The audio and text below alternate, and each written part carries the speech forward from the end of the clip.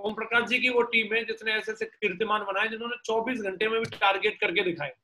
तो इस टीम के लिए बुधवार तो बहुत दूर है, उससे पहले भी कोई भी धमाका कर सकती है, कोई भी रिकॉर्ड बना सकती है, कुछ भी किया जा सकता है। इसलिए मैं कहूंगा कि आप अपना बेस्ट दीजिए, क्योंकि दोस्तों टारगेट में अभी जैसे सपोज दैट अगर आप देखेंगे किसी का 70% टारगेट हो गया, किसी का 80% टारगेट हो गया, तो एक बैट्समैन सपोज दैट 80 रन बना करके खेल रहा है, उसके लिए सेंचुरी पूरी करना आसान है उस व्यक्ति के कंपैरिजन में जो 0 पे खेलने वाला है। तो कहीं ना कहीं आपके लिए भी जो भी लोग हैं, चाहे उन्होंने 60% टारगेट किया, 50% किया है, फिर भी अगर वो प्रयास करके देखें, प्रयास करने में कुछ जाता नहीं है। अगर हम जीत गए तो अच्छी बात है, नहीं भी जीते तो हमारे पास अगले टारगेट के लिए एक एडवांटेज होगा, हमारे पास नई फौज तैयार हो चुकी होगी और वे पैशन के साथ में काम करेंगे, तो अगले टारगेट में आपको उसका एडवांटेज डेफिनेटली मिलेगा। तो इसलिए मेरी सबसे पहले आप लोगों को यही एडवाइस है कि आप बचे कुछ दिन में अपना बेस्ट दीजिए, पूरी अपनी ताकत झोंक दो कि जितना मैं कर सकता हूं मैं उतना करूंगा। कई बार मैंने कई लोगों को देखा है कि वो टारगेट अगर जैसे उनको लगता है कि मेरा नहीं हो पाएगा तो डीडीआर रोक लेते हैं, कई लोग कुछ और फंडे फुंडे लगाने लगते हैं। तो मैं एक चीज बताना चाहूंगा, आप एक हफ्ते की डीडी रोक करके अगले टारगेट को बिन नहीं कर सकते। अगला टारगेट भी अगर बिन होगा तो आपकी पूरी लगातार 12 वीक के अंदर दमदारी दिखाओगे तब टारगेट बिन होगा। तो अगर तुमने 12 वीक में कुछ नहीं उखाड़ा तो एक वीक की डीडी रोक के क्या उखाड़ लोगे?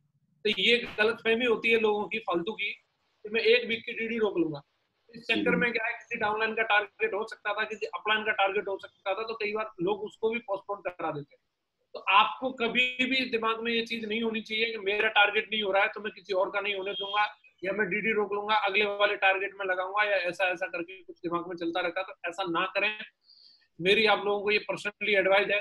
आपका टारगेट हो रहा है या नहीं हो रहा है मैटर ये नहीं करता, टीम में भी किसी का टारगेट हो रहा है नहीं हो रहा है, लेकिन ये लास्ट वीक है हमारा, तो लास्ट वीक में हम अपनी मैक्सिमम अगर हम बड़े से बड़ा चेक भी बना लेंगे तो ये भी अगले टारगेट के लिए हमारे दिखाने के काम आएगा, कि जिसको हम दिखा सकते हैं कि देखो भाई मैं इस बिजनेस में इतनी इतनी अर्निंग ले चुका हूँ।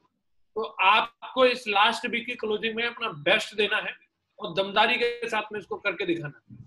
पर्सनली मैं अगर टारगेट की बात करूं, टारगेट के क्या इंपॉर्टेंस रहता है, कल सोमा शंकर जी आए थे एक सैनिक में, आपने से काफी सारे लोगों ने उनको सुना होगा, उन्होंने भी ये चीज के बारे में बताया। उन्होंने अपनी जो सफलता के सूत्र थे उन सूत्रों में टूल्स का प्रमोशन, डुप्लीकेशन और सेल्फ इंप्रूवमेंट, और एक तीसरा जो था वो टारगेट, चौथा जो था वो टारगेट, चार ही चीजें उन्होंने अपने बारे में बताई जो सबसे इंपॉर्टेंट थी।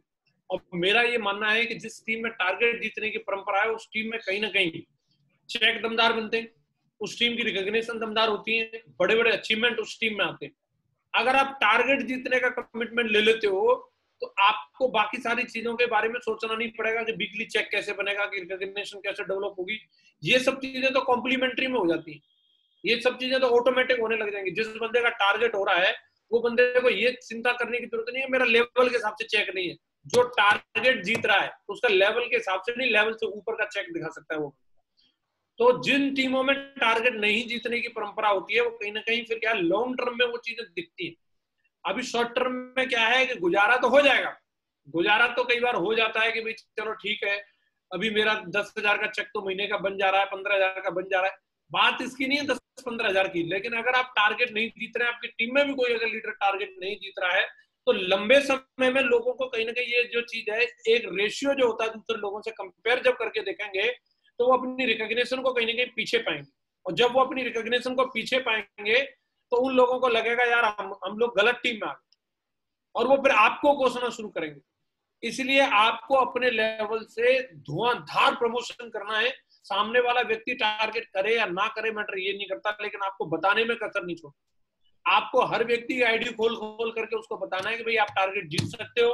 आप उसको ऐसे लोगों का एग्जाम्पल दे करके बताओ जिन लोगों ने उनके लेवल पर टारगेट किया है, उनके जैसे बैकग्राउंड के लोगों ने टारगेट किया है, वटेवर आप जो भी चीजें उनको समझा सकते हैं टारगेट के लिए उनको मोटिवेट करो। मेरा यह मानना है कि कंपनी का टारगेट जीतना मतलब आपकी सफलता की गारंटी है, मोहर लग जाती है। तो आप काम तो कर ही रहे हैं, काम तो जनरली वैसे भी कर ही रहे हैं, लेकिन अगर टारगेट जीतने के पर्पज से काम करेंगे तो आपका क्या है, वो काम जो है, जैसे आप ऐसे समझ लीजिए जैसे किसी व्यक्ति को दूध दो और दूध में अगर शक्कर मिला दो तो उसका स्वाद और ज्यादा बढ़ जाता है, लेकिन शक्कर के साथ थोड़ी सी अगर इलायची और डाल दो तो उसका आनंद और ज्यादा हो जाता है। तो इसी तरीके से काम तो हम कर ही रहे हैं, लेकिन काम के साथ साथ जब अपन टारगेट भी जीतते हैं और बड़े बड़े चेक बनाते हैं, 2-2 लाख के चेक बनाते हैं, तो कहीं ना कहीं उसका आनंद जो है वो सफलता का आनंद बढ़ जाता है। तो अगर आपको 50 लाख रुपए का अचीवमेंट लेना है डायमंड बनने के बाद, अगर वो अचीवमेंट आप 2 साल में 3 साल में लेते हैं, एक तो तरीका ये है, और दूसरा तरीका है कि आप वही अचीवमेंट आप 20-30 साल में लेंगे। तो 20-30 साल में 50 लाख रुपए कमाने का मतलब है कि आपको डायमंड प्रमोशन के लिए सोचना पड़ेगा नया कोट खरीदूं या पुराने वाले से काम चल जाएगा, क्योंकि वो आपको बचेंगे नहीं, वो खर्च हो चुके होंगे साथ ही साथ। तो इसलिए कहीं ना कहीं हमारा फोकस होना चाहिए कि हम अपना पूरा बेस्ट दें और टारगेट के ऊपर फोकस करें। बेसिकली अगर अपन इस बिजनेस के अंदर हम देखते हैं, अपने बिजनेस मॉड्यूल को अगर अपन लोग देखते हैं, एटलीस्ट हम लोग करके आ रहे हैं और लोगों को करने के लिए क्या मोटिवेशन दे रहे हैं, तो हमारा बिजनेस जो है सही मायने में अगर देखा जाए तो कुछ भी नहीं है, सिर्फ एक दुकान बदलने का काम है। ऑलरेडी अगर हम मार्केट में जाते हैं तो शॉपिंग तो हर आदमी करता है, कोई भी व्यक्ति ऐसा नहीं है जो इस मीटिंग में हो या मीटिंग में ना भी हो जो आदमी शॉपिंग ना करता हो। शॉपिंग करने का कहीं ना कहीं एक ऑप्शन होता है कि वो किसी रिटेल स्टोर से, किसी दुकान से शॉपिंग करेगा, या किसी फैक्ट्री आउटलेट से, किसी शोरूम से, या किसी ऑनलाइन पोर्टल से शॉपिंग करेगा। अगर आप किसी रिटेल स्टोर से शॉपिंग कर रहे हैं तो वहां से क्या मिलता है, आपको प्रोडक्ट मिलेगा एमआरपी के ऊपर। अगर आप ज्यादा पुराने ग्राहक हो गए तो आपको एडवांस में राम राम मिल जाएगी, और इसके अलावा कुछ नहीं मिलता वहां। अगर आप वो शॉपिंग फैक्ट्री आउटलेट से या आप किसी ऑनलाइन पोर्टल से करते हैं, अमेजन से, स्नैपडील से या यहाँ से, पहली बात तो वहां पे भी कोई अंतर नहीं आता। अगर अंतर आएगा तो 5-10% का अंतर आ सकता है, मैक्सिमम, इससे ज्यादा कुछ नहीं। लेकिन अगर वही शॉपिंग आपने सेफ शॉप से करी तो आपको 5-10% का एश्योर्ड डिस्काउंट तो मिलेगा ही मिलेगा, लेकिन उसके साथ साथ आपको लाखों करोड़ों रुपए कमाने की एक बिजनेस अपॉर्चुनिटी भी मिलती है, जो अपने आप में सबसे यूनिक बात है। दोस्तों कहीं ना कहीं आज अगर हम देखेंगे ओम प्रकाश सर ने इस बिजनेस के लिए क्या किया, एक शॉपिंग करी, जो वो शॉपिंग हो सकता है रिटेल स्टोर से कर सकते थे या फैक्ट्री आउटलेट से कर सकते थे, उन्होंने वो सिर्फ सबसे कर ली।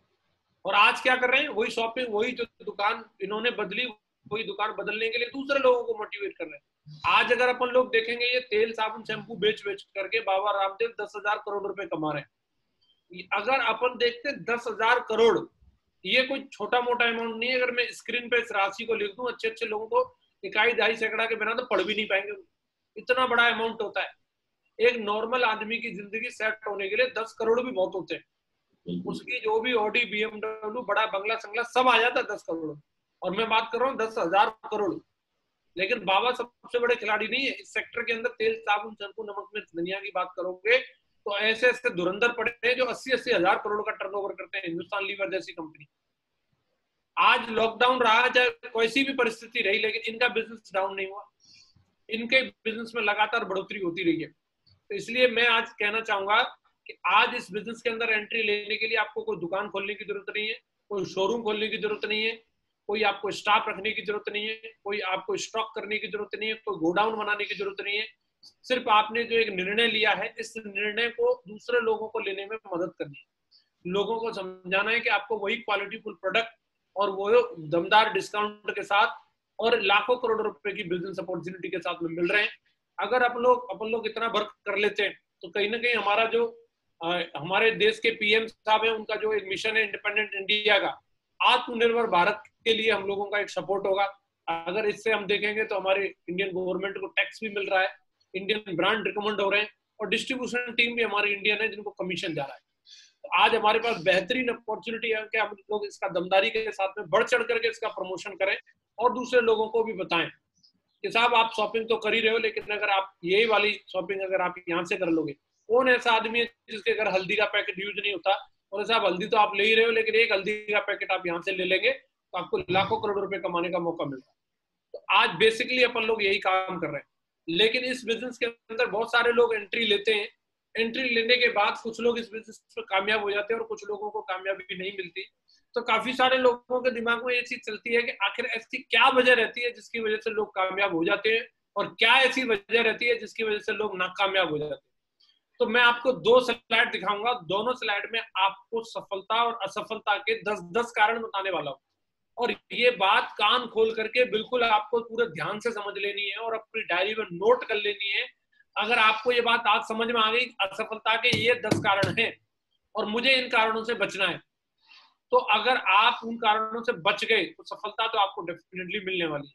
जितने सफल और दमदार लोग हैं उनके अंदर भी खूबियां बहुत सारी होती हैं, उनमें से मुख्य 10 खूबियां भी मैंने छांट के लिखी हैं, और वो 10 खूबियां भी मैं आप लोगों को बताने वाला हूं। क्या वो ऐसे काम है जिनको करके आप सफल हो सकते हैं। तो पहले हम बात करेंगे असफलता के 10 कारण। जो ज्यादातर लोग अगर हमारे बिजनेस में अगर असफल हो जाते हैं तो उसकी क्या वजह होती है। सबसे पहली जो वजह होती है ज्यादातर लोग जो असफल होते हैं उनकी, कि लोगों की अच्छी समझ न होना। कई बार लोग बिजनेस के अंदर आते हैं और वो लोगों को मेंबर समझते हैं, मशीन समझते हैं, और लोगों की आपसी म्यूचुअल अंडरस्टैंडिंग ना होने की वजह से, एक दूसरे को समझने की ना वजह से वो लोगों को भेड़ बकरी की तरह ट्रीट करते हैं। लोगों को कहीं ना कहीं उनकी परिस्थिति को समझते नहीं है। महागुरु जी एक चीज बताते हैं, मुझे बहुत प्यारी लगती है, कि एक चीज होती है कि किसी व्यक्ति को समझना और एक होता है परखना। अगर आप किसी व्यक्ति को समझते हो तो आपके संबंध उसके साथ में हमेशा अच्छे रहेंगे, लेकिन अगर आप परखने लग जाते हो, लेंस लगा करके उसको देख रहे हैं, एक एक कमजोरी और एक एक उसकी मतलब बुराइयों को अगर आप देखने लग जाएंगे, तो कहीं ना कहीं हर व्यक्ति के अंदर, सीता जी में भी कुछ ना कुछ कमी निकल आई थी। तो ये तो नॉर्मल इंसान है, कलयुगी पुरुष है, इनमें तो बहुत सारी कमियां निकल आई थी। तो जो भी लोग हैं कई बार अपने डाउनलाइन की अपलाइन की एक सही अच्छी समझ नहीं होती लोगों की। लोग अच्छे अच्छे बैकग्राउंड के लोग आते हैं, अच्छे अच्छे प्रोफाइल के लोग आते हैं, लेकिन उनको टीच करने का तरीका ही कई लोगों को समझ में नहीं आता। वो समझते हैं ये मेरे डाउनलाइन में आ गया, तो कई लोग सोचते हैं ये मेरा नौकर है, और उनको इस तरीके से उनका व्यवहार रहता है कि वो बंदा चाहता है कि बिजनेस में मैं डायमंड बनूं, लेकिन उस गधेड़े का व्यवहार देख करके वो बिजनेस से आउट हो जाता है। बोले यार तेरे जैसे बंदे के साथ में नहीं कर पाऊंगा। और कहीं ना कहीं एक चीज होती है कि लोगों को हमें समझना होगा। अगर हमने दिल से लोगों से कनेक्शन बनाना सीख लिया, आंखों में समझ में आ जाना चाहिए कि ये बंदा ये क्या चाहता है और मैं क्या चाहता हूँ। अंडरस्टैंडिंग जितनी अच्छी होगी काम उतना बड़ा होगा। और कई लोगों के अंदर अंडरस्टैंडिंग ठीक नहीं होती, मिसअंडरस्टैंडिंग की वजह से उनकी टीम टूट जाती है और लोग असफल हो जाते हैं। दूसरा एक होता है कल्पना शक्ति की कमी। कई लोगों को विजन नहीं होता, कहीं ना कहीं विजन की कमी होती है कि उनको लगता है कि मैं सिल्वर तो बन गया है, 50 की टीम तो बना दूंगा, पर लेकिन पता नहीं 100 की बनेगी कि नहीं बनेगी। सर मैं 500 की तो मेरी बन गई, लेकिन अब टोपाज बनने के लिए उसको कॉन्फिडेंस नहीं आ रहा। मैं कई लोगों को देखता हूँ एमरल्ड बनने तक उसमें जोश रहा, लेकिन रूबी बनने के लिए साला उसकी फुस निकल गई। अरे तेरे अंदर जुनून होना चाहिए, तेरे अंदर विजन होना चाहिए। पहले दिन से अगर अपन देखेंगे, ओम प्रकाश जी मेरे को देख रहे हैं जब से बिजनेस में ज्वाइन हुए, हमारी हालत अगर आप देखेंगे तो जैसे आज हम हैं वैसे नहीं थे, लेकिन विजन उस समय भी था, एक्साइटमेंट उस समय भी पूरा रहता था। चाहे ब्रांडेड कपड़े नहीं थे, लेकिन साला जुनून की कोई कमी नहीं थी। अतिथि पैलेस के अंदर मेन्यू चलता था, छत टपकती रहती थी, वहां बैठने की अच्छी से कुर्सियां नहीं होती थी। अब इसे गेस्ट हाउस में मैं कोई ट्रेनिंग करता था, वहां साला ढंगी सी बेड सीट नहीं पड़ी होती थी, लेकिन विजन इतना तगड़ा रहता था, विजन इतना तगड़ा रहता था कि जो मास्टर लोग हैं अपने फील्ड के, एमबीए के, वो इतने इतने दमदार लोग, नितिन जी, राहुल जी ऑलरेडी एम्प्लॉयड थे, ओम प्रकाश जी अपन साला बेरोजगार होते हुए भी, लेकिन एक सबसे बड़ी चीज थी विजन था। विजन पे फिदा थे और फुल टाइम आ गए। कई लोगों के अंदर विजन नहीं होता, लोग फुल टाइम आकर के साला पार्ट टाइम हो जाते हैं। बोले यार इसके सब पता नहीं कुछ होगा कि नहीं होगा। उस बंदे के अंदर कल्पना शक्ति की कमी रहती है। अपन लोग यही शेयर करते थे जब भी अपन चाहे बाइक पर रहते थे। ओम प्रकाश सर ने डिस्कवर बाइक ली थी, अपन ऐसा फीलिंग लेते थे कि साला यही बीएमडब्ल्यू है क्या। बोले देखना सर साला एक दिन गाड़ी भी आएगी, ये भी होगा वो भी होगा। तो कहीं ना कहीं एक विजन ट्रांसफर जो व्यक्ति कर सकता है अपनी टीम के अंदर, कई लोग अपने विजन को बढ़ा नहीं पाते और लोगों तक उस विजन को ट्रांसफर नहीं कर पाते। मैंने इस वजह से कई लोगों को नाकामयाब होते हुए देखा है। हमारे अंदर एक विजन होना बहुत जरूरी है कि आने वाला भविष्य मेरा बहुत दमदार है, आने वाले टाइम में मेरी आईडी में क्राउन एम्बेसडर दिखेगा दिखेगा दिखेगा। ये आपके अंदर विजन होना बहुत जरूरी है दोस्तों। अगर आप देखेंगे हम लोग मथुरा में काम करते थे, राहुल सर इस बात को बहुत बढ़िया तरीके से आपको बता सकते हैं कि मैं 500 रुपए का अपने अकाउंट में बैलेंस मेंटेन नहीं कर पाता था, और हर महीने 100 रुपए मेरे मिनिमम बैलेंस के चक्कर में कट जाते थे। लेकिन विजन फिर भी रहता था हम लोग के अंदर के, एक दिन देखना अपन इस बिजनेस को साला आंदोलन बना देंगे, और वही हुआ। ये विजन आपके अंदर रहेगा तो डेफिनेटली बहुत बड़ा काम हो जाएगा। कई लोगों के साथ क्या होता है, व्यक्तिगत समस्याएं होती हैं, वो व्यक्तिगत समस्याओं में उलझे रहते हैं। कई लोगों के साथ ये प्रॉब्लम रहती है। एक सेकंड के लिए मैं पॉज लूंगा।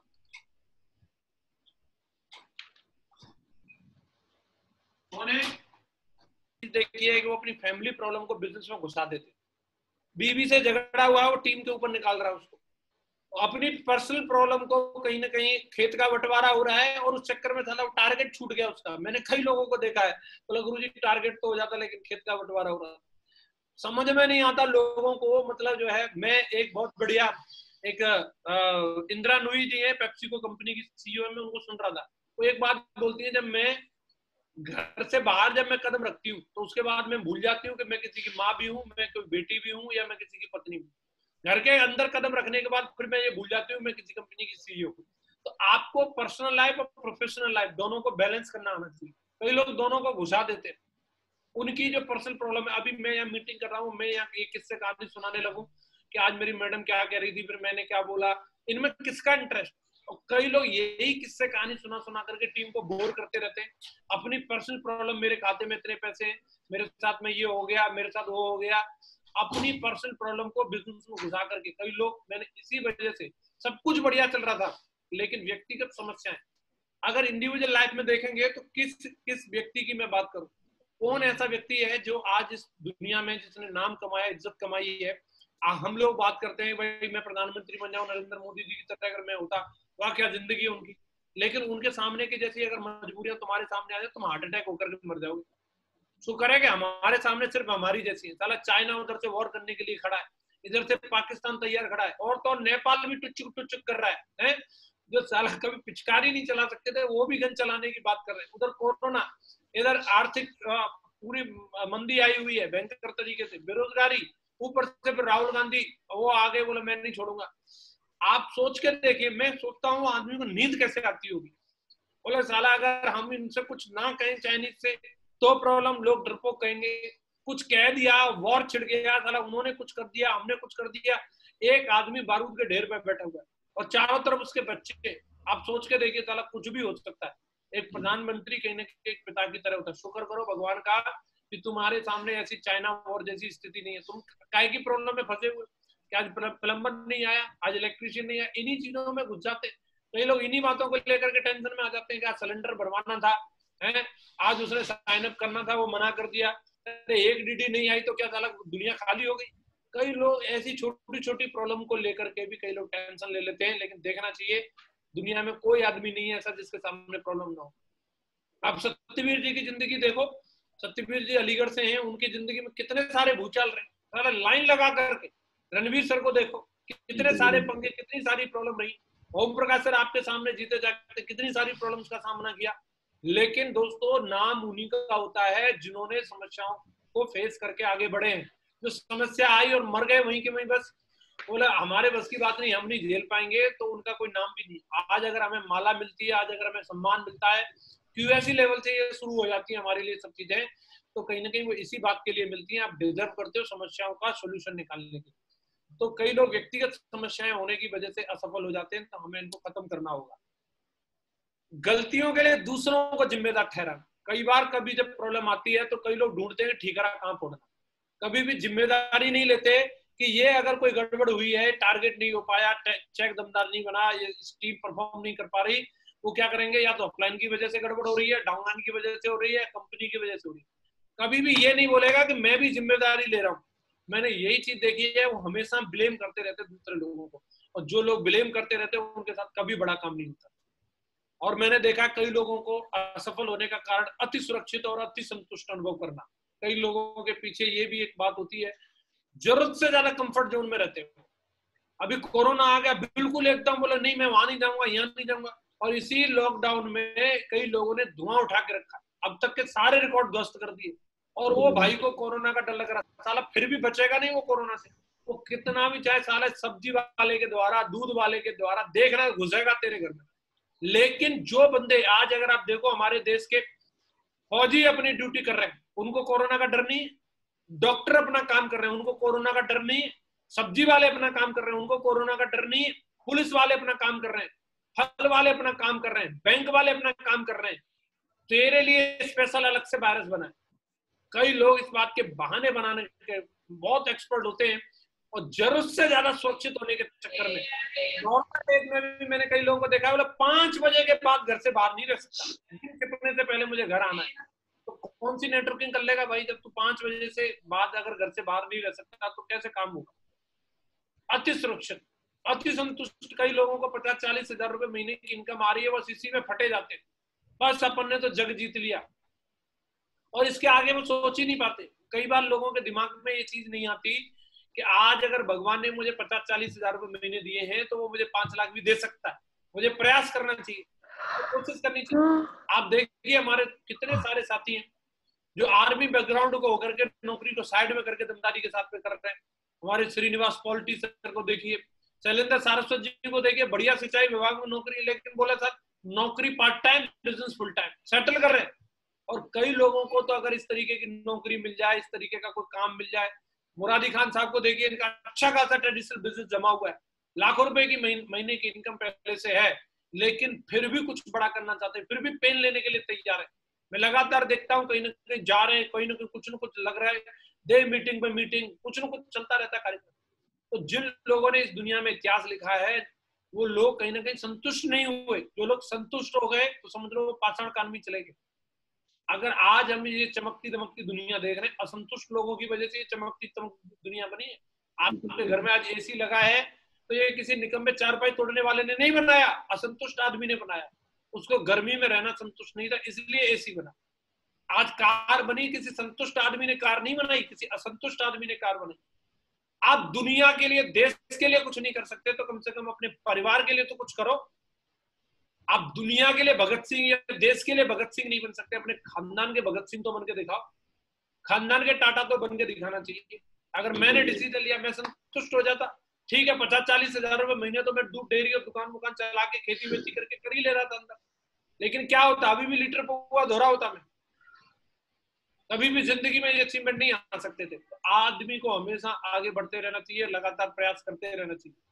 कई लोगों का मैंने असफलता का कारण देखा, जल्दी गुस्सा आना, गुस्सा उनकी नाक पर ही रहता है, तोड़ दूंगा, फोड़ दूंगा, छोड़ दूंगा, एक मिनट नहीं लगाते। जरा सा किसी ने कुछ क्या बोल दिया, अपलाइन ने कुछ बोल दिया, किसी डाउनलाइन ने कुछ बोल दिया, सबसे पहली दौड़ उनकी रहती है, मैं कंपनी छोड़ दूंगा। क्या उखाड़ लेगा भैया किसी का? मैंने अगर कंपनी छोड़ दी होती तो विजयपाल सर का कुछ बिगड़ता क्या? मेरी जगह को दूसरा जसवीर मिल जाता। रजत वर्मा जी को कोई फर्क पड़ने वाला था, 36 जसवीर घूम रहे। अगर गुस्सा का आपको कुछ करना ही है, अगर आपके अंदर एंगर है, एक गुड एंगर होता है और एक बैड एंगर होता है। आपके अंदर अगर होना चाहिए तो गुड एंगर होना चाहिए। अगर आप देखेंगे तो महात्मा गांधी जो हमेशा अहिंसा के पुजारी रहे, एंगर उनके अंदर भी था, लेकिन बैड एंगर नहीं था, बर्बादी वाला नहीं था, आबादी वाला था। उन्होंने अपने एंगर को देश की आजादी के लिए इस्तेमाल किया, और कई लोग अपने एंगर को अपनी बर्बादी के लिए इस्तेमाल करते हैं। टीवी तोड़ देंगे, मोबाइल तोड़ देंगे, और पता नहीं क्या क्या एंगर में आकर के कैसे कैसे काम कर लेते हैं। मैंने कई लोगों को इस बिजनेस में इसी वजह से नाकामयाब होते हुए देखा है कि उनको बहुत जल्दी नाक पर गुस्सा रखा रहता है। 250 ग्राम पानी है, फटाक उबल जाएंगे, जरा सा किसी ने कुछ बोल दिया आपा खो बैठते हैं, गाली गलौज पे आ जाते हैं। सहनशीलता होनी चाहिए, 2.5 टन पानी की तरह बनना है। अगर साला या तो आसानी से ठंडा नहीं होना और ना आसानी से गर्म होना। 250 ग्राम का क्या है, 2 मिनट में ठंडा हो जाएगा, 2 मिनट में गर्म हो जाएगा। तो थोड़ी सी भारी भरकम पना होना चाहिए अपने व्यक्तित्व के अंदर, थोड़ी सी हमारा एटीट्यूड के अंदर वो एक कहीं ना कहीं वो चीज होनी चाहिए कि हाँ भाई ये बंदा है, कुछ भारीपन होना चाहिए उसके अंदर। जोखिम ना लेना, कई लोग रिस्क लेने से डरते हैं, और मेरा ऐसा मानना रिस्क ना लेना ही सबसे बड़ा रिस्क है। जिंदगी में कहां कहां बच जाओगे आप रिस्क लेने से? आप रिक्शा में बैठ के जा रहे हैं, वहां पे जान का रिस्क है, क्या पता आज बीवी से झगड़ा हुआ ट्रक के नीचे घुसा दे। ट्रेन में बैठे हो, आज साली की शादी में गया था और आज वो सो गया, ट्रेन का एक्सीडेंट भी हो सकता है। कितनी ऐसी है जो इंदौर से चली थी, पटना नहीं पहुंची है।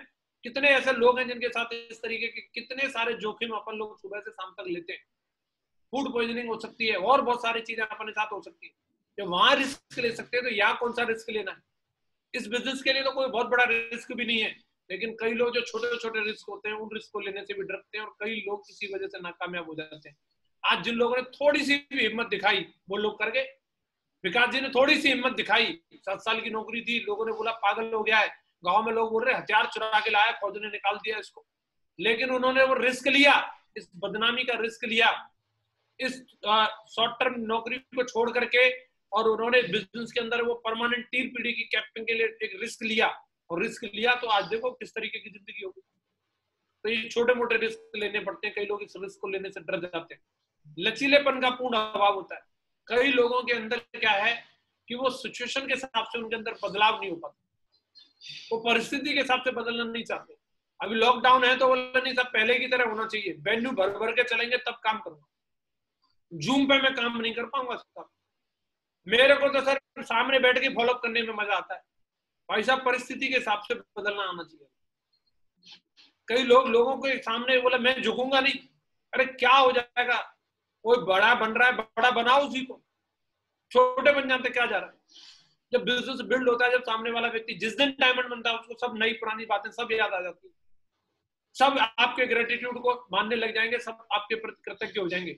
लेकिन कई लोग अभी मतलब फैसला करने के चक्कर में आ जाते, आज ही फैसला करूंगा, झुकते नहीं है, बोले मैं बड़े बाप का बेटा हूं। इस बिजनेस में बड़े बाप और छोटे बाप की बात नहीं है, जो ज्यादा समझदार होगा वो उतनी जल्दी कोऑपरेट करने के लिए तैयार हो जाएगा। कई लोग फोन नहीं करेंगे, बोले मैं अपनी तरफ से फोन नहीं करने वाला। मैंने इस बिजनेस के अंदर देखा, जिस व्यक्ति का जितना बड़ा दिल उतना बड़ा काम, और जितने जो मुंह फुलाकर कुप्पा बन के घूमते रहते हैं उनके साथ कभी भी बड़ा काम नहीं होता। तो लचीलापन होना चाहिए हमारे अंदर अगर अपन बड़ा काम करना चाहते हैं। कई लोगों के अंदर टीम भावना नहीं होती, जैसे मैं बता रहा था, अपना टारगेट नहीं हो रहा तो डीडी रोक लेंगे, अपने कहीं ना कहीं व्यक्तिगत आईडी को चलाने के चक्कर में रहेंगे, अपनी साले की आईडी, जीजा की आईडी, इधर आईडी, डाउनलाइन के मेन पिलर्स के चेक नहीं बन रहे, और वो अपनी पर्सनल आईडियों को डेवलप करने के लिए लगे हुए।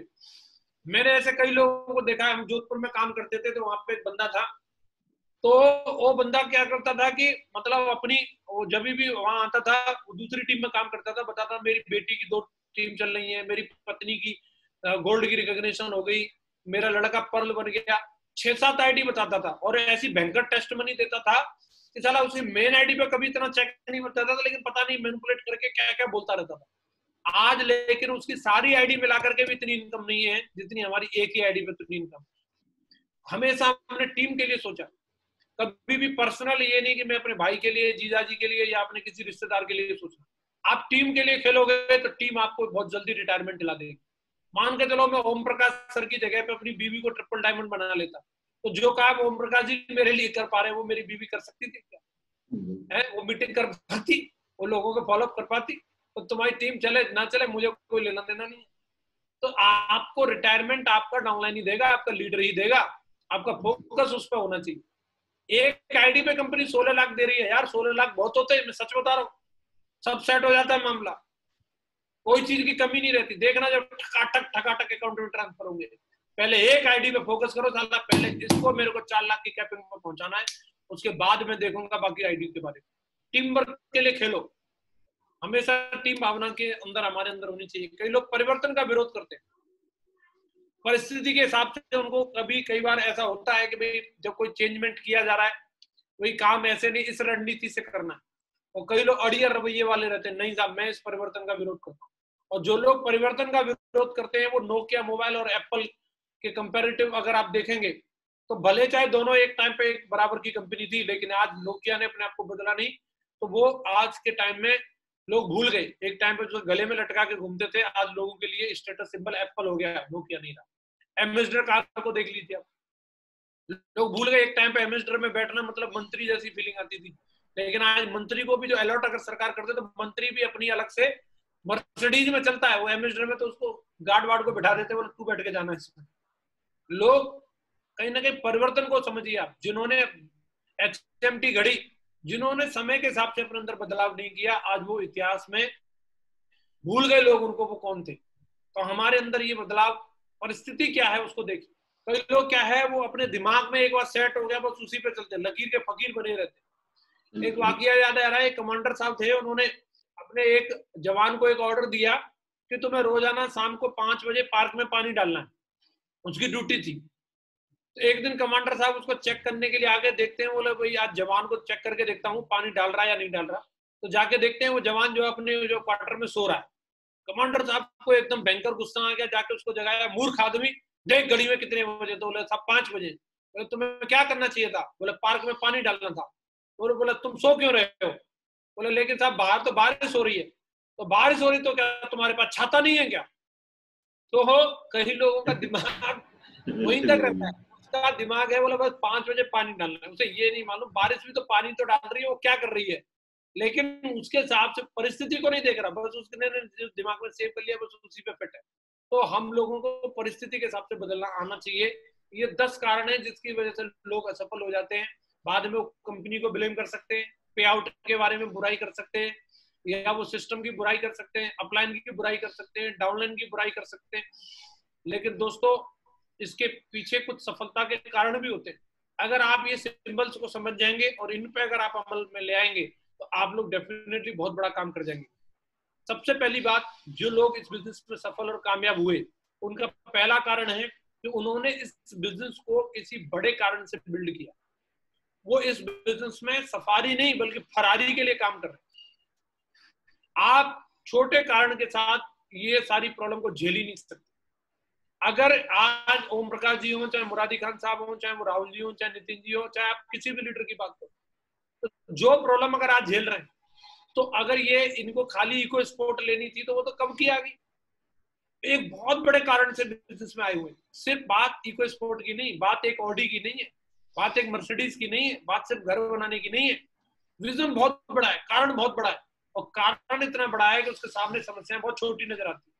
मैंने हमेशा देखा है ओम प्रकाश सर को प्रॉब्लम आती है, लोग नेगेटिव बात करते हैं, बिल्कुल एकदम नाना पाटेकर की तरह, जान दो सर, जान है, अरे साला बहुत बड़ा काम करना एकदम, मतलब एक सोच है ना। जैसे एक मर्सिडीज वाला होता है और ऑटो वाला आकर के उससे बहस करने लगे, वो क्या करता है, शीशा ऊपर करता है, बोला ठीक है तू जा, तेरे से कौन सा टाइम वेस्ट करे है, अपने को बहुत बड़ा कुछ करना है, इससे बहस में ऐसे नहीं साला बाजू ऊपर करके वही मर्सिडीज में से उतर के वो लग गया। उसके पास उससे भी जरूरी कई काम है। और जिन लोगों को ये समझ में आ जाता है कि मैं इस बिजनेस को छोटे मोटे कारण से नहीं बड़े कारण से कर रहा हूँ, वो लोग डेफिनेटली कामयाब। आपके पास में वो मजबूत वजह होनी चाहिए, और हर आदमी की अलग अलग वजह होती है। मेरी व्यक्तिगत वजह अलग है, ओम प्रकाश जी की व्यक्तिगत वजह अलग है, पारासर जी की व्यक्तिगत वजह अलग होंगी, सुरेंद्र राणा जी की व्यक्तिगत वजह अलग होगी। आपको अपनी वो वजह ढूंढनी है जिसकी वजह से आप बिजनेस में, और वजह जितनी बड़ी होगी काम उतना बड़ा होगा। तो वजह को ढूंढिए, क्लियर कर। दूसरों के साथ अच्छे रिश्ते। मैंने इस बिजनेस में कई लोगों को टैलेंट न होने की वजह से असफल होते हुए नहीं देखा, बल्कि रिश्ते ना बनाने की वजह से असफल होते हुए देखा। और कई लोगों के अंदर कोई टैलेंट नहीं है, सिर्फ रिश्ते निभाना आता है, और इसी चक्कर में वो 2-2 लाख रुपए की कैपिंग ले जाते हैं। आपको अगर कुछ नहीं आता, आपको अच्छा प्लान दिखाना भी नहीं आता, अच्छा फॉलोअप करना भी नहीं आता, लेकिन अगर आपको रिश्ते निभाना आता है, समझ लो आप इस बिजनेस में बहुत कुछ कर जाएंगे। रिलेशन आपके लिए सबसे इंपॉर्टेंट चीज होनी चाहिए। जितने दमदार और कामयाब लोग हुए हैं, आप मागुरु जी विजयपाल सर की बात करो, वो पैसे को महत्व ही नहीं देते, वो रिश्तों को महत्व देते। और आज अगर इस बिजनेस में मैं हूं, मैं मागुरु जी माधव सर, मागुरु जी विजयपाल सर के जो रिलेशन बिल्ड करने का और निभाने का जो तरीका है, उसकी वजह से। उन्होंने कभी भी बाकी चीजों को महत्व ही नहीं दिया, रिश्तों को महत्व दिया, और इतना बढ़कर के कि भाई से भी ज्यादा प्यार किया। कैसे साला मैं गद्दार हो सकता हूं? जिसके साले डीएनए में भी प्रॉब्लम होगी वही आदमी ऐसे किसी व्यक्ति से दगाबाजी कर सकता है, बाकी दगाबाजी कर नहीं पाएगा। आपको रिलेशन बिल्डअप करना आना चाहिए, लेन देन साफ सुथरा। जितने दमदार लोग हैं उनकी तीसरी वजह है कि उनका क्लियर कट लेन देन रहता है। कई लोगों को मैंने देखा है वो अपलाइन की इनकम पर टीका टिप्पणी करते हैं और अपलाइन को चूना लगाने के चक्कर में रहते हैं कि मैं 4000 का चूना लगा देता हूँ, 10,000 का, तो सर को क्या फर्क पड़ रहा है, वो भी सर को तो लाखों रुपए महीने आते। तुम तो चूना लगा रहे हो, लेकिन तुम्हारी डाउनलाइन कत्था भी लगाएगी संघ में, ध्यान रखना इस बात का। पूरा वसूल करती है ब्याज के साथ, छोड़ेंगे नहीं वो। और आज तक मैंने जिन लोगों ने इस तरीके की नीयत रखी, अपने को कोई फर्क नहीं पड़ा, लेकिन वो हमेशा के लिए बिजनेस से अलविदा हुए। कितने ऐसे लोग हैं, कोई टूल्स का पैसा खा गया, कई लोगों की ओम प्रकाश ने अपनी जेब से डीडी लगाई, कितने ऐसे लोग हैं जिनकी डीडी लगाई, लेकिन उनको ये ग्रेटिट्यूड नहीं था कि भाई इन्होंने हमारे लिए बहुत बड़ी बात है, काम कर जाते इस बात को लेकर के। लेकिन कई लोगों के अंदर ग्रेटिट्यूड नहीं था, बोले ठीक है क्या फर्क पड़ता है, और क्या फर्क पड़ता है के चक्कर में वो अपॉर्चुनिटी से बाहर हो गए। तो जिन लोगों की मैं बात कर रहा हूँ, जो भी दमदार लोग हैं, चाहे आप विकास यादव जी की बात करो, चाहे शैलेन सर की बात करो, चाहे आप सोमा शंकर जी की बात करो, चाहे परिस्थिति कैसी भी रही है उनके सामने, देने लायक है या नहीं देने लायक है, लेकिन हिसाब किताब क्लियर रखा। कभी भी ऐसी नियत नहीं रही कि सर हम आपका मतलब जो है आपको क्या फर्क पड़ता है, आपको तो इतना पैसा आ रहा है कर। लेन देन साफ सुथरा रहना चाहिए, नियत क्लियर रहनी चाहिए। जितने भी दमदार काम हुआ जिन लोगों के साथ, उन्होंने बड़े बड़े पंगे लेकर के काम किया, ऐसे ऊट पटांग काम किए उन्होंने कि जो नॉर्मल आदमी सोच नहीं सकता। वो बात करते साला हेलीकॉप्टर की, बात करेंगे प्राइवेट जेट की, बात करेंगे खुद का आइलैंड लेने की, पंगे इतने बड़े लेते हैं। एक बार एक बंदे ने पूछा दूसरे बंदे से कि भाई ये मक्का के दाने जब अपन उसमें फूला बनाते हैं तो ये इतने तवे पर डालने के बाद में इतने उछलते क्यों? तो दूसरे बंदे ने जवाब दिया, बोले तुम कभी गर्म तवे पे बैठे हो क्या, तो तुम्हें पता चल जाएगा वो क्यों उछलते। तो कई लोग पूछते हैं, बोला सर ये विकास जी नॉर्मल टोन में बात क्यों नहीं करते हैं, ये इतने जोश में बात क्यों करते हैं, हमेशा अग्रेशन में क्यों रहते हैं। भाई तूने 7 साल की नौकरी छोड़ी है क्या, है तुझे समझ में आ जाएगा पिछवाड़े में गर्म तवा लगता है तो आदमी क्यों उछलता है, साला जोश है ना, जोश जोश अपने आप उमड़ के आता है बाहर। पंगा जैसा ले रखा होगा आदमी को है, जैसे कोई व्यक्ति उसके आप ऐसे हाथ को सहलाओ वो कोई चिल्लाएगा नहीं, लेकिन उस बंदे के आप एक काम करना, एक हल्का सा बिजली का करंट लेके थोड़ा सा बस उस नंगे तार को लगा देना, देखो जिस बंदे को कभी जोश नहीं आता वो 9 माह सूख जाएगा, वो अंदर से आएगा उसमें। महा आलसी बंदे को भी आप थोड़ा सा करंट लगा के देखना, जो साला बेड से नहीं उठ रहा हो ना वो छत से लग जाएगा। पंगा एक ऐसी चीज है, कई लोग बोलते हैं ना मेरे अंदर जोश आता नहीं है सर, मैं तेज बोल नहीं पाता, पंगा लेगा तो तू तो दहाड़ मारेगा, पंगा ही नहीं ले रखा। साला पीछे से जब काला कुत्ता आ रहा है ना वो सारा स्पीड गियर अपने आप तेज कर देता है। जिम्मेदारियों का एहसास हो तो आदमी को नींद आ सकती है भला, साला नॉर्मल रह सकता है भला, उसको चिंता ना हो ऐसा हो सकता है भला। साला आदमियों की तो बात छोड़ो, वो पेड़ पौधों को प्लान दिखाए, अब इंसानों की तो बात छोड़ो, पेड़ पौधों को प्लान दिखाएगा जब उसको एहसास होगा, पंगा ले रखा होगा। और जितने भी दमदार लोग हैं उन्होंने बड़े बड़े पंगे लिए, किसी ने नौकरी छोड़ने का पंगा लिया, किसी ने कोई और बिजनेस छोड़ने का पंगा लिया, कई ने कितने कितने पंगे लिए तब जाकर के उन्होंने बड़ा काम किया है। किसी से ठन गई, बोले करके दिखाना है, पंगा है ये भी, साला दोबारा अगर उससे आंख मिलेगी तो वो सोचेगा लटूरा है, लेकिन उसको करके दिखाना, पंगा ले लिया।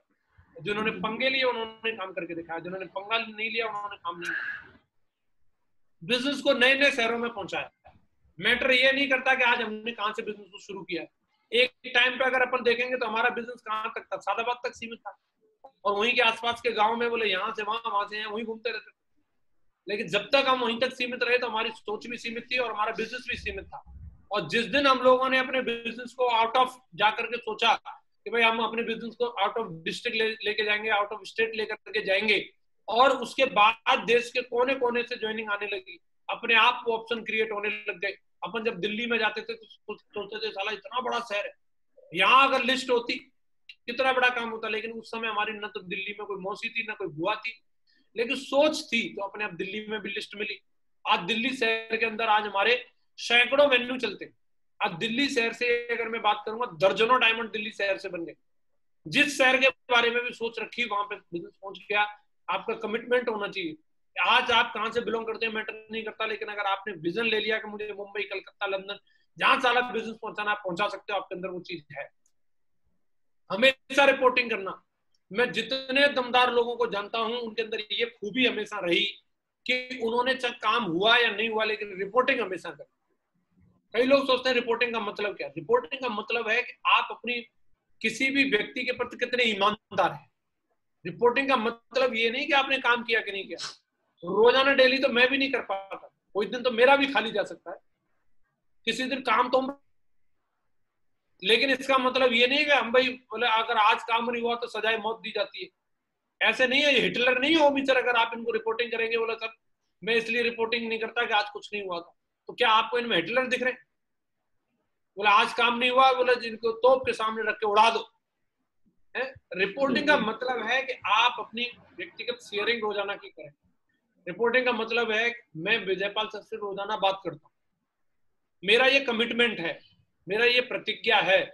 मैं किससे मिला, आज मैंने किसकी मीटिंग की, किसका फोन आया था, उसने क्या बोला, मैंने क्या बोला। आज तक भी आदत मेंटेन है और ये उस समय भी मेंटेन थी जब मैं फील्ड पर काम करता था। दूसरी कंपनी वाला मिला, उसने क्या बोला, मैंने क्या बोला। माँ गुरुजी मेरे को आइडिया देते थे, अगली बार कोई मिलेगा तो कम से कम उसको ऐसे नहीं ऐसे बोलना। और इससे एनर्जी, समय, पैसा, सारी चीजें बचत हो जाती है, नए नए आइडिया मिलते हैं। और जिस टीम में रिपोर्टिंग की आदत है वो टीम लगातार तरक्की कर रही है। मैं देखता हूँ विकास यादव जी, विकास जी चाहे रात के 11 बज जाए चाहे रात के 12 बज जाए, लेकिन जो बंदा उनके रेडार में एक बार आ गया, रिपोर्टिंग नहीं करेगा या तो बिजनेस में नहीं रहेगा, बिजनेस में रहेगा तो रिपोर्टिंग करेगा। इसीलिए आज वो टीम इतने बड़े लेवल पे है, इसीलिए आज उनका इतना बड़ा नाम है। अपन लोग सोचते जरूर है तो भाई उनके विकास जी की टीम मेरी टीम विकास जी की तरह क्यों नहीं है। तो एक बार अगर उनका रिपोर्टिंग सिस्टम देख लिया ना तो झंड बन जाएगी। एक दिन अगर रिपोर्टिंग नहीं आई तो बंदा उल्टा लटका देगा। और अगर ये चीज अगर हमारे अंदर आ गई तो ही अपन अपनी टीम को नंबर 1 पे लेके जा सकते हैं। ये हमारे अंदर होना चाहिए। काम हो रहा है नहीं हो रहा मैटर ये नहीं करता, लेकिन ये हमारे ब्लड में होना चाहिए कि मैं अपने अपलाइन को फोन करूंगा ही करूंगा। एक इससे क्या है, बहुत सारे आइडिया इधर से उधर होते हैं। आज अगर अपन लोग, हम 3 लोग भी मिल जाते हैं ना, जिस दिन मैं, विजयपाल सर, माधव सर, 3 लोग मिल जाएं कार में भी, अगर हम कहीं 100 किलोमीटर भी जा रहे हैं, उस दिन नए नए धमाके हो जाते हैं। टीम के लिए कुछ ना कुछ प्लानिंग बन जाती है। आप लोग भी अपने अपने लेवल पे अपलाइन डाउनलाइन अगर जब मिलकर के बात करेंगे, आप किसी चीज के लिए अकेले संघर्ष कर रहे हैं और जब आप किसी दूसरे को भी, थर्ड पर्सन को भी शामिल कर लेते हैं, तो आपको आपकी समस्या जो केवल व्यक्तिगत आपकी थी, तो थर्ड पार्टी उसमें एंटर हो जाती है, तो आपको उसकी इजीली सोल्यूशन मिल जाती है। कई बार हमें नहीं दिख रहे होते हैं वो, हमें सिर्फ समस्या दिख रही होती है, लेकिन शेयर करने से वो समस्या सोल्यूशन में कन्वर्ट हो जाती है। मैं एग्जांपल के लिए आपको बताता हूं कि किसी को शेयर करने से क्या हो सकता है। एक व्यक्ति था, वो अपनी कार से एक शहर से दूसरे शहर जा रहा था और रास्ते में बहुत बड़ा जंगल था और एक काफी बड़ी नदी पड़ती थी, और वो जब नदी के पुल को क्रॉस कर रहा था तब उसको लगा कि उसकी गाड़ी का टायर पंचर हो गया। उसने पुल पे गाड़ी रोक करके देखा, उतर के तो टायर फटा हुआ था और गाड़ी चल नहीं सकती थी उस टायर पे। उसने सोचा चलो स्टेपनी चेंज करता हूँ, तो उसने स्टेपनी उसमें से निकाली और वो पहिए को खोल करके दूसरा पहिया उसमें लगाने के लिए था कि उसके बोल्ट जो है फिसल करके वो नदी में गिर गए। चारों बोल्ट चले गए। चारों बोल्ट चले गए तो अब गाड़ी पे वो पहिया कैसे कसेगा। अब तो वो सिर पकड़ के बैठ गया, वो तो आज तो रात मेरे को यहीं गुजारनी पड़ेगी, मेरी अब कौन मदद करने के लिए आएगा, इतना बड़ा जंगल है, मैं तो बहुत भयंकर तरीके से फंस गया। और इतना फ्रस्ट्रेट हो गया, इतना परेशान हो गया वो बंदा, उसको कुछ समझ में नहीं आ रहा। और वहां से हमारा कोई देसी एक टाइगर, हमारे राजकुमार जी की तरह, उधर से जा रहा अपना लेके मोटरसाइकिल पे फील्ड करते हुए, तो उधर देख लिया, बोले ये टाइगर है भाई, अपने टाइगरों की आदत होती है, किसी को कोई भी प्रॉब्लम है वो पूछ लो। पूछ लिया, हाँ भाई क्या कोई दिक्कत है क्या। बोला भाई तू मोटरसाइकिल वाला, तू मेरी क्या मदद करेगा। और अरे भाई हम सेफ शॉप वाले टाइगर है, तू बता तो दे तेरी क्या प्रॉब्लम है, हम शायद तेरी मदद करते। तो बोला यार देसी सा लग रहा है, पता नहीं ये क्या कुछ कर पाएगा कि नहीं कर पाएगा, लेकिन बोला बता तो सही तेरी प्रॉब्लम क्या है। तो बंदे ने बोला भाई ऐसा है कि मैं अपना पहिया चेंज कर रहा था, स्टेपनी वाला पहिया इसमें लगा रहा था और मेरे इस पहिए के चारों बोल्ट नदी में गिर गए। अब मैं पहिए को कैसे कसूं और कैसे मैं शहर जाऊंगा, मेरे को समझ में नहीं आ रहा। तो बोला भाई इसमें कौन सी प्रॉब्लम है, आपके पास 3 पहिए तो सुरक्षित है। बोला हाँ जी 3 तो सुरक्षित है। तो तीनों में से एक एक बोल्ट खोल के इसमें लगा दो, चारों पहियों में 3-3 बोल्ट होंगे, एक बोल्ट नहीं होगा तो भी गाड़ी चल जाएगी, इसमें क्या प्रॉब्लम। और वो बंदा सोचता है बोले यार ये वाला आइडिया मेरे दिमाग में क्यों नहीं आया। वो उस बंदे को सिर्फ प्रॉब्लम दिख रही थी, लेकिन जब थर्ड पर्सन की एंट्री हुई तो उसको सोल्यूशन भी दिखने लग गया। अगर आप अपनी आदत बना लेते हो, अगर आपको अपनी टीम को नंबर 1 पे लेकर के जाना है, अगर आप बड़े बड़े चेक बनाना चाहते हैं, तो आप अकेले धक्का मत लगाओ, आपको शेयर करना चाहिए। मेरा ऐसा मानना है कि जितने भी यहाँ पे सीनियर लीडर्स हैं, एक सिस्टम डेवलप करो अपने अपने लेवल पे। कुछ ना कुछ ऐसी चीजें हम लोगों को बनानी है। कई लोग व्हाट्सएप ग्रुप बना लेते हैं और व्हाट्सएप ग्रुप पे क्या फीलिंग और बातचीत नहीं होती। आपकी बात जब तक नहीं होगी, फोन पे बात करने से, आवाज की टोन से हमारा अपलाइन पहचान लेगा कि हमारा टाइगर आज अच्छा महसूस कर रहा है या गड़बड़ महसूस कर रहा है। तो आपको ये कहीं ना कहीं आदत बनानी है कि मैं सोऊंगा नहीं, ये मेरा कमिटमेंट है, चाहे रात के 10 बज जाए, चाहे 11 बज जाए, चाहे 12 बज जाए, दिन में सिर्फ एक बार फोन करना, ये हमारी आदत नहीं, बल्कि एक बार नहीं हमें 4 बार भी दिन में फोन करना है। तो समझ लो आप बहुत सही ट्रैक पे। तो मैं आज जितने भी हमारे 250 टाइगर आज इस मीटिंग के अंदर हैं, मैं एक एक टाइगर का इस बात का कमिटमेंट चाहता हूं कि आज से इस बात की प्रतिज्ञा लेनी है कि मैं चाहे कहीं भी रहूंगा, काम हो या ना हो, लेकिन मैं रिपोर्टिंग जरूर करूंगा। एक्टिव और सक्सेसफुल अपलाइन को मैं बताऊंगा जरूर कि मैंने क्या किया, मैं कहां था, किससे मिला। आज इस बात का कमिटमेंट हमें डेफिनेटली लेना। कम समय में बड़ी रिकॉग्निशन लेके दिखाना। मैं जितने दमदार टीम को देखता हूं, उन्होंने कहीं कहीं अपनी रिकॉग्निशन को चेंज करने के लिए लगातार उन्होंने एक टारगेट सेट करके काम किया। कई लोग क्या है कि बोले ठीक है बदल जाएगी जब बदलनी है। आज अगर आपकी आईडी पे सिल्वर है तो आपको टारगेट सेट करना है कि कब सिल्वर स्टार बनना है।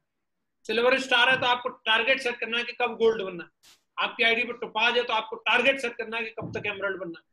और उसका एक आपको ब्लूप्रिंट बना के तैयार करना है, एक मैप बना के तैयार करना है और उसका पीछा करना है। आज विकास जी का इतना बड़ा नाम है, उन्होंने एक कमिटमेंट लेके काम किया, मुझे 1000 दिन में डायमंड बनना है।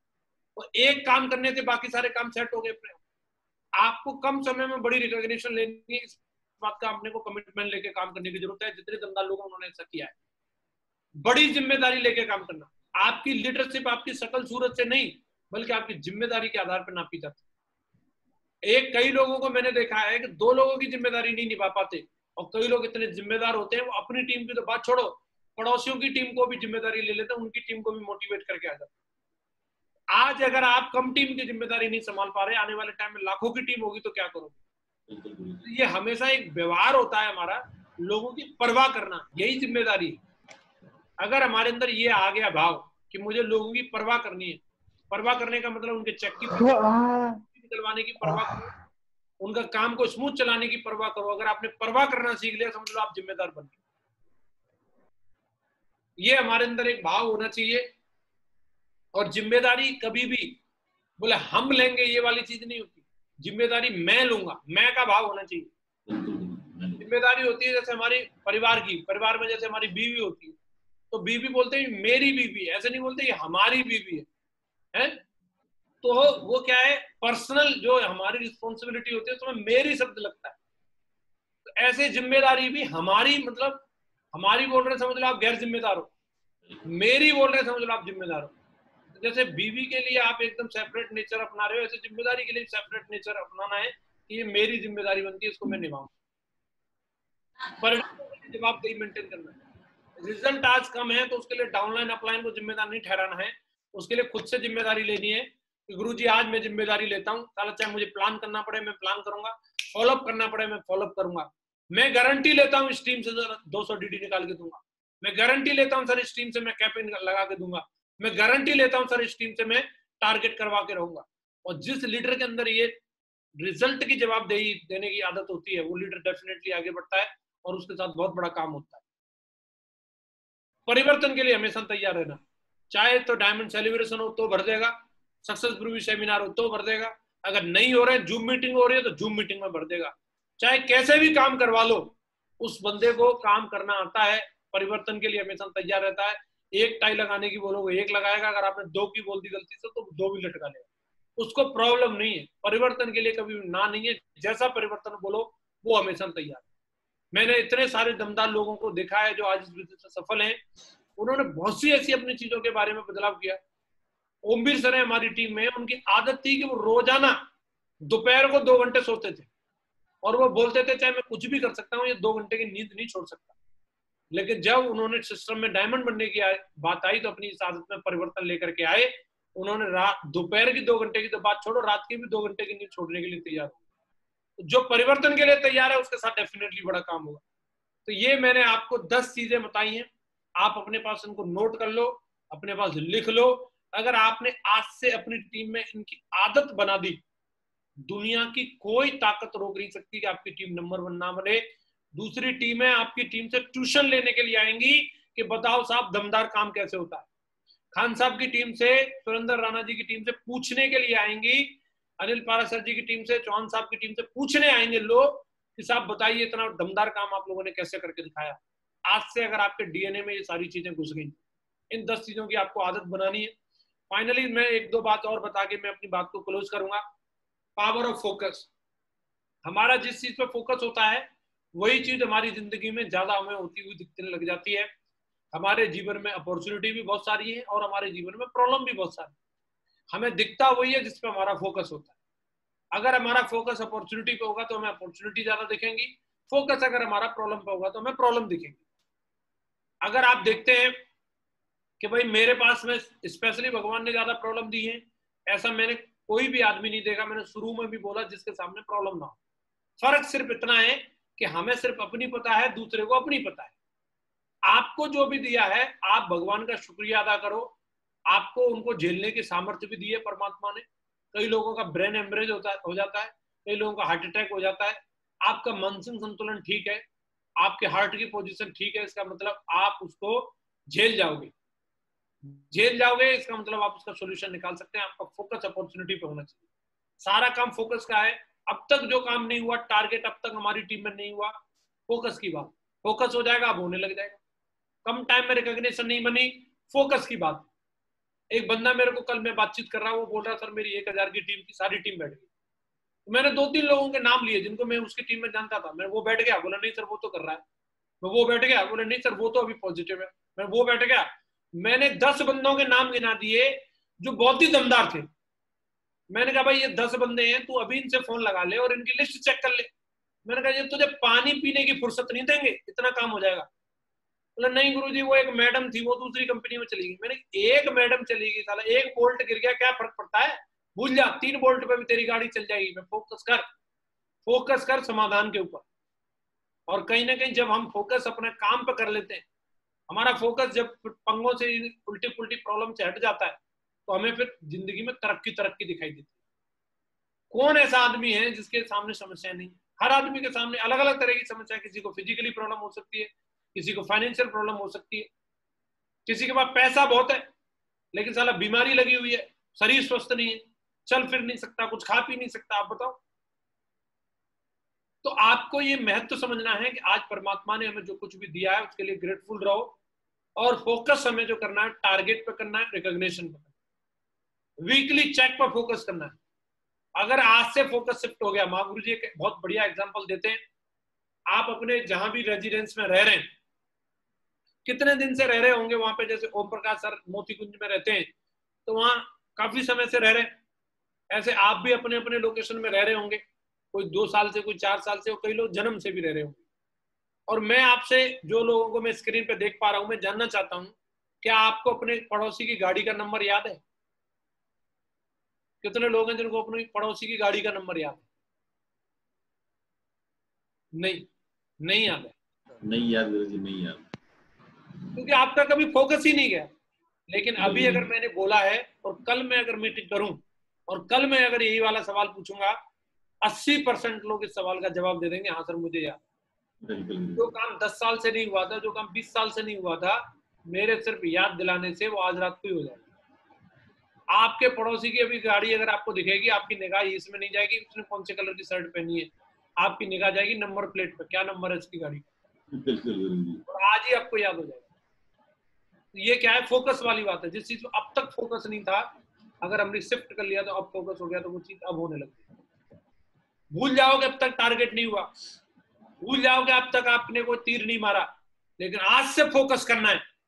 कल मैं इतिहास बनाने के लिए आ गया हूं, आज से मेरी नई पारी की शुरुआत हो रही है।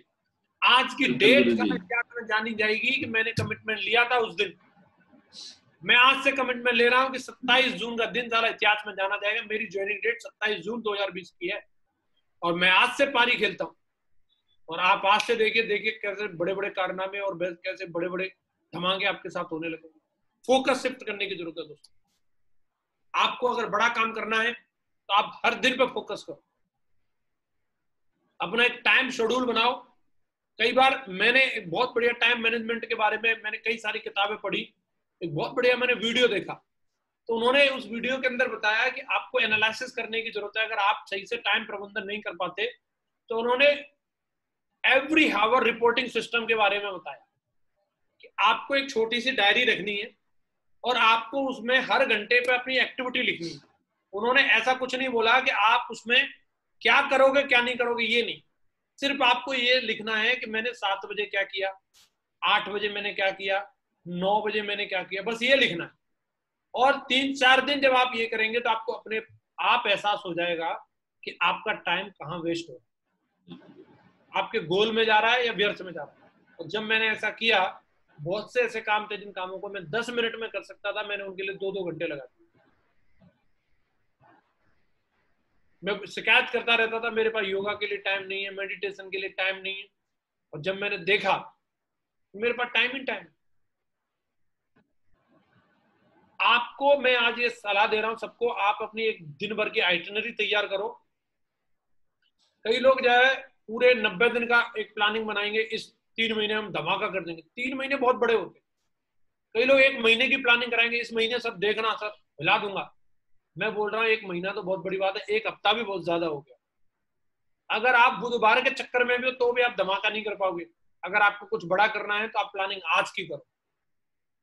आप आज क्या कर सकते हो, आपके पास आज करने के लिए क्या है, और आप सोने से लेकर के सवेरे जगने से लेकर के रात को सोने तक की आपने अगर ईमानदारी से ऊपर वाले का सीसीटीवी चालू है, कोई आपको आएगा नहीं बताने के लिए।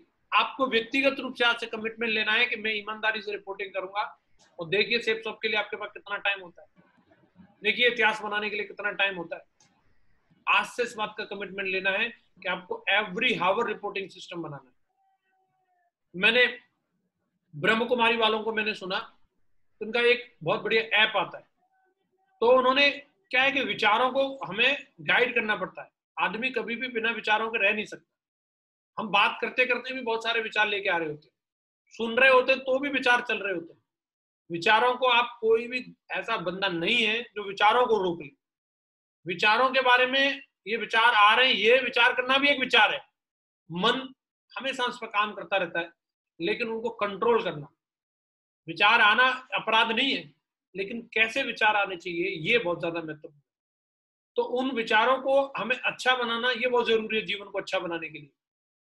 तो उसके लिए क्या है कि परिस्थिति के हिसाब से विचार क्रिएट होते रहते हैं। जैसी परिस्थिति हुई वैसे विचार आने लग जाते। सामने क्या दिख रहा है, सामने ट्रैफिक दिख रहा है, तो बस नितिन गडकरी याद आएगा। क्या इसने किया, इतने साला 7 साल हो गई इसको मंत्री बने हुए, कुछ नहीं किया। यहाँ फ्लाईओवर होना चाहिए, बीजेपी सरकार बेकार। परिस्थिति के हिसाब से विचार चलने लगे।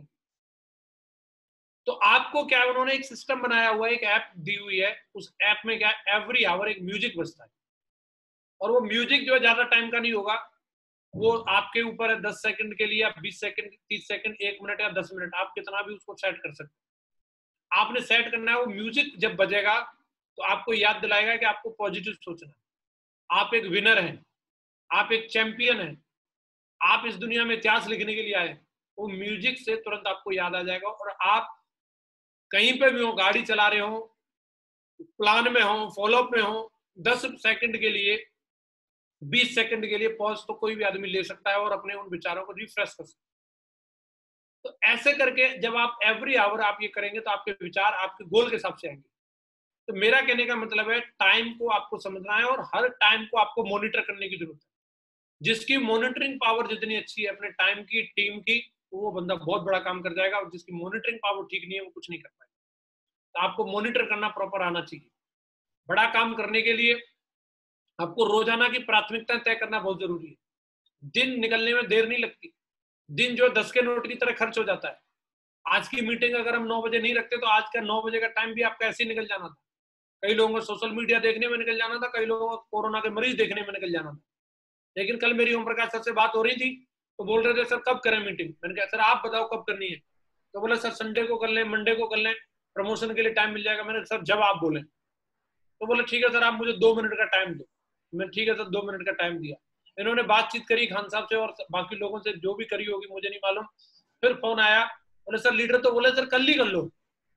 तो मैंने सर कल ही कर लेते हैं। और तुरंत प्राथमिकता हमारी आज की ये बन गई कि आज हमें मीटिंग करनी है। मैंने तुरंत, मैंने कहा सर मैं आपको 2 मिनट में मीटिंग का लिंक भेजता हूँ, और मैंने भेज दिया। मेरी प्राथमिकता थी। मेरे अगर आज ये प्राथमिकता नहीं बनी होती तो ये मीटिंग नहीं हो रही होती। आपको इस तरीके से हमेशा हर दिन, देखिए सोशल मीडिया पे भी रहिए, कोई दिक्कत नहीं है। आप टीवी भी देखिए, कोई दिक्कत नहीं है। आप बाकी काम भी करिए, लेकिन हर टाइम अगर आप वही करते रहेंगे तो आपका जीवन बर्बाद हो जाएगा। आपकी कुछ मिनिमम प्राथमिकता होनी चाहिए। विराट कोहली है, वो भी सोशल मीडिया पर रहता है, वो भी टीवी देखता है, वो भी अपनी बीवी के साथ घूमता है, लेकिन उसकी फिर भी हर दिन की कुछ मिनिमम प्राथमिकता है। उसको अपनी बॉडी को फिट रखना है तो 2 घंटे 3 घंटे जिम में बिताने हैं, ये उसकी एक मिनिमम कमिटमेंट है। इसको पूरा करे बिना उसकी रोजाना की प्राथमिकता है, बाकी काम छोड़ सकता है लेकिन इसको नहीं छोड़ेगा। आपका बाकी सारे काम करो आप, लेकिन रोजाना का एक कोई ना कोई एक प्राथमिकता ऐसी होनी चाहिए, इसको मैं रोज करूंगा। और जो प्राथमिकता आप बनाते हो, कई लोग अब यहाँ पे योगा करने की बनाएंगे, भजन करने की बनाएंगे, चलो ठीक है बना लो, लेकिन एक प्राथमिकता सबसे टॉप पे रखनी है। हर हाल में आपको चेक बनाना है, उसको सबसे टॉप पे रखो। एक्टिविटी तो कर रहे हैं, मीटिंग कर रहे हैं, लोगों से मिल रहे हैं, लेकिन सबसे टॉप पे जो रहनी चाहिए आपकी चेक की प्राथमिकता होनी चाहिए। मैं जो भी एक्ट कर रहा हूं इससे चेक कैसे बढ़ेगा मेरा। चेक को अगर आपने प्राथमिकता पर रख दिया तो आपके बाकी सारे काम सेट हो जाएंगे।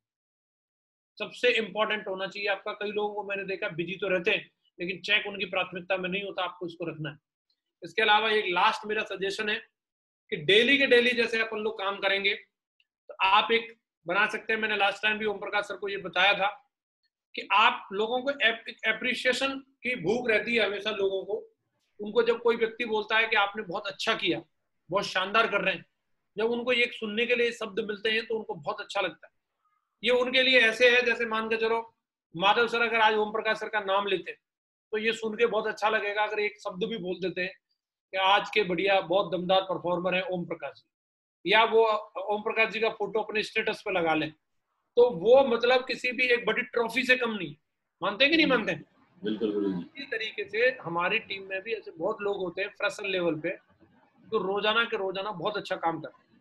तो हमें एक मुहिम छेड़नी है आज से, हर लीडर पर लैंड एवब अपने अपने लेवल पे जो भी फ्रेशर, और आप इसमें चाहें तो सिल्वर को भी शामिल कर सकते हैं क्योंकि सिल्वर भी ग्राउंड में रहते हैं, तो उसको परफॉर्मर ऑफ द डे, आज के दिन कौन से फ्रेशर या सिल्वर ने सबसे बढ़िया सेल क्लोजिंग करी, उसको आप परफॉर्मर ऑफ द डे का अवार्ड दो।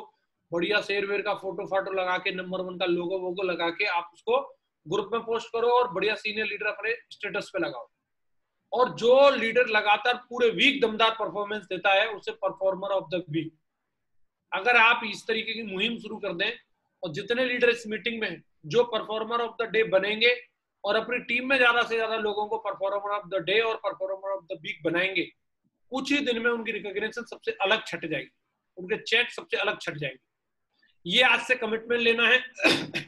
ये हमने आइडिया शेयर किया था हमारी बोर्ड रूम में, हमारे डायमंड क्लब की मीटिंग हो रही थी, तो इसको अडॉप्ट किया विकास जी ने, परशुराम जी ने, उन्होंने आज तक इसको कंटिन्यू रखा है।